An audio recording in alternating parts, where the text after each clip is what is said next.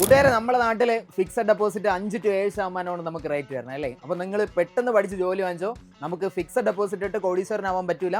നിങ്ങൾ വയസ്സ് അധികമായിട്ട് പോകുന്നു നിങ്ങൾക്ക് കാണിച്ചു തരുന്ന ഒരു ക്വസ്റ്റ്യൻ ആണ് ഇവിടെ ഇരിക്കുന്നത്. ക്വസ്റ്റ്യൻ നിങ്ങൾ നോക്കിക്കോ. ക്വസ്റ്റ്യൻ ഇതാണ്. ഒരു തുക 5% സാധാരണ പലിശ പ്രകാരം എത്ര വർഷം കൊണ്ട് മുതൽ മുടക്കിന്റെ ഇരട്ടിയാവും? നോക്ക്, നമ്മുടെ കയ്യിൽ 1 ലക്ഷം രൂപയുണ്ട്.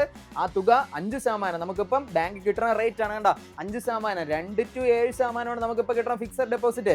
5% പലിശയിൽ നമ്മളൊരു തുക ഇരട്ടിയാക്കാൻ പോവുകയാണ്. നിങ്ങളുടെ കയ്യിൽ 1 ലക്ഷം രൂപയുണ്ട്. നമ്മൾ ആ തുക 2 ലക്ഷം രൂപയാക്കാനായിട്ട് എന്ത് ചെയ്യണം പോവുകയാണ്.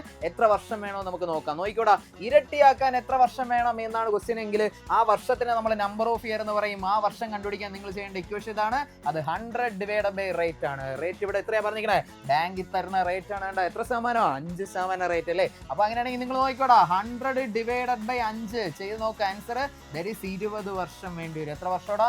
20 വർഷം. നിങ്ങൾ പഠിച്ച് 40ാമത്തെ വയസ്സ് ജോലി വാങ്ങിച്ചാ 20 വർഷം കൂടെ കഴിഞ്ഞാൽ എത്ര വയസ്സാവും? 60 വയസ്സാവും അല്ലേ. അപ്പൊ 20 വർഷം കഴിഞ്ഞാലേ ഒരു തുക മുതൽ മുടക്കിന്റെ എന്താകുള്ളൂ? ഇരട്ടിയാകുള്ളൂ. ഈ ഇരട്ടിയാകും നിങ്ങൾക്ക് കാണിച്ചു തരുന്നത് ഈ ഒരു ക്വസ്റ്റ്യനിലാണ് കേട്ടോ. കണ്ടന്റ് മനസ്സിലായോ? അപ്പൊ അങ്ങനെയാണെങ്കിൽ നോക്കിക്കോടാ, ഇരട്ടിയാകണം. കണ്ട, ഇരട്ടിയുടെ ഇക്വേഷൻ നമ്പർ ഓഫ് ഇയർ കണ്ടുപിടിക്കാൻ 100 divided by റേറ്റ് ആണ്.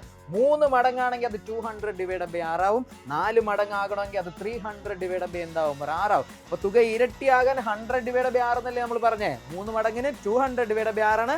4 മടങ്ങിന് അത് 300 divided by 6 ആണ്. അങ്ങനെ 10 മടങ്ങിന് അത് 900 divided by 6 ആണ്. കണ്ട, അതൊരു യുണീക്ക് ഫ്രീക്വൻസിയിൽ എന്ത് ചെയ്യും? മാറുകയാണ് ചെയ്യണേ. അങ്ങനെയാണെങ്കിൽ നോക്കടാ, നിങ്ങൾ ഒരു തുക 7 ലക്ഷം രൂപ ആക്കാൻ പോവാണ്, അല്ലെങ്കിൽ 8 ലക്ഷം രൂപ ആക്കാൻ പോവാണ്. 8 മടങ്ങാക്കാൻ എത്ര വേണമെന്ന് നിങ്ങൾ എന്ത് ചെയ്യണം? കണ്ടുപിടിക്കണം. നോക്കടാ, ഒരു തുക 7%, ഏറ്റവും വലിയ റേറ്റ് ഇവിടെ കിട്ടുന്ന ഏറ്റവും വലിയ റേറ്റ് 7% പലിശ പ്രകാരം ഒരു വർഷം എത്ര വർഷം കൊണ്ട് മുതൽ മുടക്കിന്റെ 8 മടങ്ങാകും നമ്മൾ എന്ത് ചെയ്യാൻ പോവാണ്? കണ്ടുപിടിക്കാണ്. കണ്ടുപിടിച്ച് നോക്ക്, നമുക്ക് 8 മടങ്ങാക്കാൻ പറ്റുമോ നമുക്ക് നോക്കാം കേട്ടോ.